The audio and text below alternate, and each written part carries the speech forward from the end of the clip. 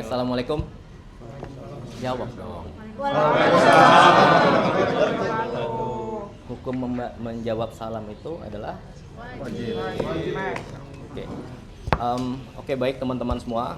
Jadi saya mau cerita dari hari ini. Jadi hari ini Jumat tadi pagi Bapak Presiden sudah tiba dari kunjungan ke luar negeri, dari Amerika Serikat, Inggris, Jordania, kemudian UAE, ya.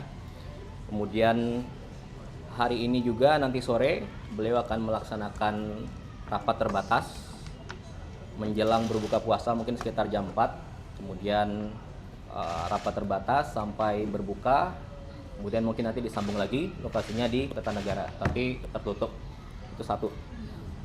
Kemudian yang kedua, saya ingin meluruskan pemahaman dan narasi yang keliru tentang apa.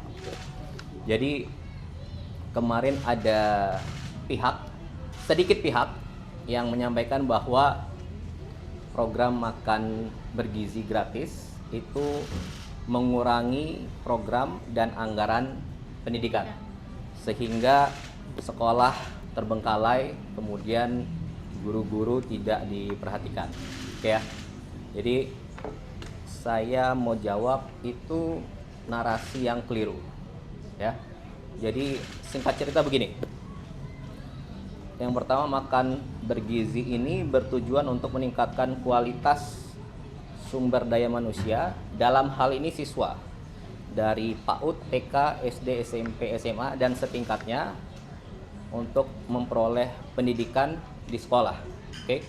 Kemudian anggaran pendidikan ini sudah disepakati bersama oleh DPR, pemerintah, termasuk Badan Anggaran DPR tahun lalu pada September kalau tidak salah, untuk digunakan di 2026, termasuk isi dan peruntukan dari anggaran pendidikan ini.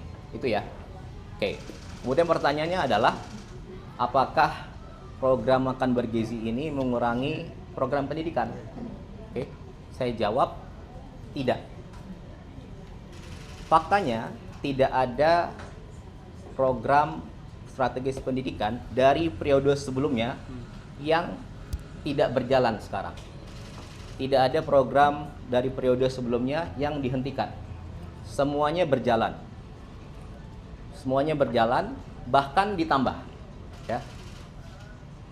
Ada Kartu Indonesia Pintar berjalan. Ada program Indonesia Pintar berjalan. Bahkan Presiden Prabowo menambahkan ada sekolah rakyat. Untuk apa? Anak-anak yang tidak bisa sekolah, putus sekolah, atau mungkin bahkan dia tidak pernah sekolah, disekolahkan di sekolah rakyat. Ya, diberi penginapan, diberi pendidikan, diberi makan gizi dan dijamin kesehatannya. Per sekarang, tahun lalu dalam 1 tahun saja sudah hampir sampai 16.000 sampai 20.000 siswa. Oke, ada 166 sekolah. Tahun ini akan dibangun lagi 100 sekolah. Itu satu. Kemudian yang kedua, ada yang bilang sekolah terbengkalai. Iya, itu adalah masalah dari dulu. Sekolah rusak, sekolah ada yang kurang baik. Nah, dan Anda harus ingat, sekolah itu adalah kewenangan dari pemerintah daerah. Aturannya seperti itu. Jadi SMA itu kewenangan gubernur, SD dan SMP itu kewenangan bupati dan wali kota. Tapi di zaman Bapak Presiden Prabowo, karena dari dulu sudah rusak dan bermasalah tapi tidak tertanggulangi, kita renovasi, ya. Faktanya di tahun 2025 saja sudah ada sekitar 16.000 sekolah yang direnovasi. Datanya ada, fotonya ada, Anda bisa cek. Oke, dengan total anggaran sekitar 17 triliun diwadahi oleh Mendikbudristek. Itu, ya. Kemudian apalagi tambahannya? Ada TV digital untuk pembelajaran digital sekolah anak-anak. Jumlahnya tahun 2025 sudah 280.000 TV di 280.000 sekolah. Oke, dan bahkan tahun ini akan ditingkatkan lagi. Belum lagi nanti ada sekolah Garuda, ada sekolah terintegrasi, ada pembangunan kampus-kampus baru yang Pak Presiden ingin buat, sedang berjalan. Oke, jadi saya mau sampaikan tidak ada program yang tidak dilanjutkan, semua program berjalan dan bahkan ditambah. Itu yang kedua. Kemudian yang ketiga, ada lagi yang bilang guru-guru tidak diperhatikan. Faktanya ada 3 nih. 1, mengenai guru honorer. Ya, saya mau sampaikan bahwa secara kewenangan guru honorer itu ada di bawah pemerintah daerah. Oke? Tapi pemerintah pusat memberi insentif.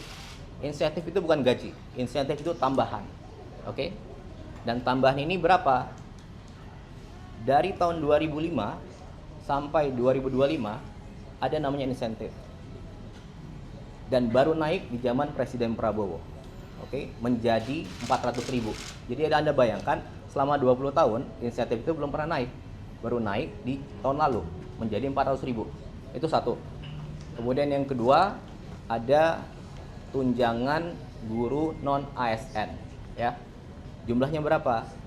Dari 1,5 juta tahun lalu naik menjadi 2 juta. Oke. Kemudian yang ketiga, apalagi kebijakannya?